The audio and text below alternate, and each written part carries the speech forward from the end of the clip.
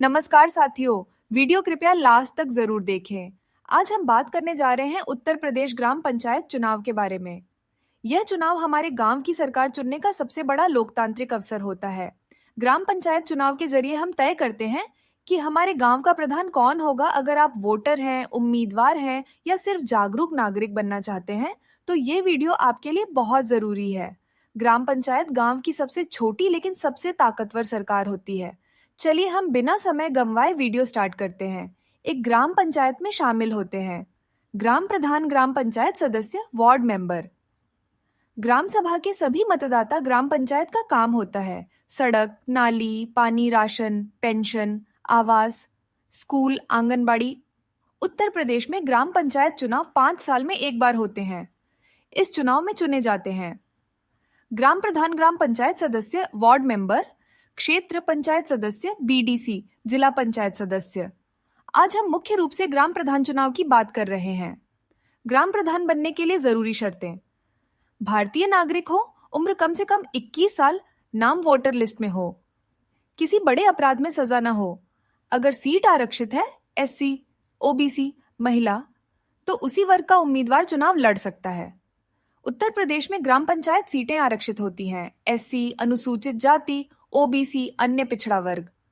महिला आरक्षण हर चुनाव में आरक्षण बदल सकता है, इसीलिए नामांकन से पहले अपनी ग्राम सभा की सीट की स्थिति जरूर जांचें। चुनाव लड़ने के लिए करना होता है नामांकन पत्र भरना, जाति प्रमाण पत्र अगर लागू हो, शपथ पत्र, जमानत राशि जमा नामांकन तहसील या ब्लॉक कार्यालय में होता है। तारीखें चुनाव आयोग तय करता है। वोटर अपना पहचान पत्र लेकर आता है मतदान केंद्र पर, गोपनीय तरीके से वोट देता है। बैलेट पेपर या ईवीएम से वोट डाला जाता है। याद रखिए दोस्तों, एक वोट पूरे गांव की तकदीर बदल सकता है। मतदान के बाद तय तारीख को मतगणना होती है। सबसे ज्यादा वोट पाने वाला उम्मीदवार ग्राम प्रधान घोषित होता है। इसके बाद प्रधान शपथ लेकर काम शुरू करता है। सिर्फ वोट देना ही काफी नहीं है, आपकी जिम्मेदारी है सही उम्मीदवार चुनना, गलत काम का विरोध करना, विकास कार्यों पर नजर रखना। जागरूक गांव ही मजबूत गांव बनता है दोस्तों। ग्राम पंचायत चुनाव राजनीति नहीं, गांव के भविष्य का चुनाव है।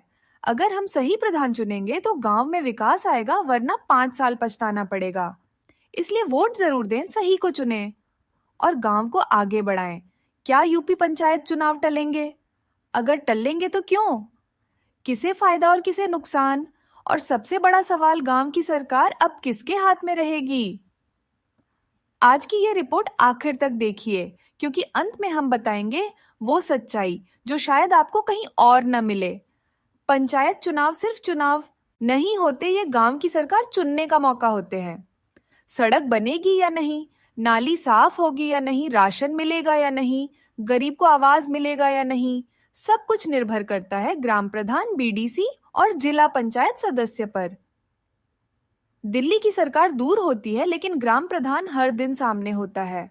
सामान्य तौर पर यूपी पंचायत चुनाव 5 साल में एक बार होते हैं। पिछला चुनाव हुआ था 2021 में, मतलब अगला चुनाव 2026 में प्रस्तावित है। लेकिन अब अचानक चर्चाएं तेज हो गई हैं कि चुनाव समय पर नहीं होंगे। साथियों, पंचायत चुनाव टलने की सबसे बड़ी वजह है ओबीसी आरक्षण, सुप्रीम कोर्ट का आदेश, ट्रिपल टेस्ट फॉर्मूला, पिछड़ा वर्ग आयोग की रिपोर्ट। जब तक वैज्ञानिक डेटा पिछड़े वर्ग की सही संख्या, कानूनी प्रक्रिया पूरी नहीं होती, तब तक चुनाव कराना कानूनी जोखिम बन जाता है। सरकार चुनाव कराए और कोर्ट उसे रद्द कर दे, इससे बड़ा नुकसान क्या होगा? अब आती है दूसरी बड़ी वजह, नई ग्राम सभाएं बनी जनसंख्या, बदली सीटों का पुनर्गठन। जरूरी, जब तक वार्ड तय न हो, सीटों का आरक्षण फाइनल न हो, तब तक चुनाव कराना असंभव माना जा रहा है। देखिए, पंचायत चुनाव सिर्फ पंचायत तक सीमित नहीं रहते, ये 2027 विधानसभा चुनाव का सेमीफाइनल होते हैं। कौन सा नेता मजबूत है, कौन सी जाति किसके साथ है, सरकार के खिलाफ माहौल है या नहीं, इसलिए कोई भी सरकार बिना तैयारी चुनाव नहीं कराना चाहती। जनता चाहती है चुनाव। चुनाव टलने चाहिए या समय पर होने चाहिए? कमेंट में जरूर बताएं। वीडियो पसंद आए तो लाइक करें।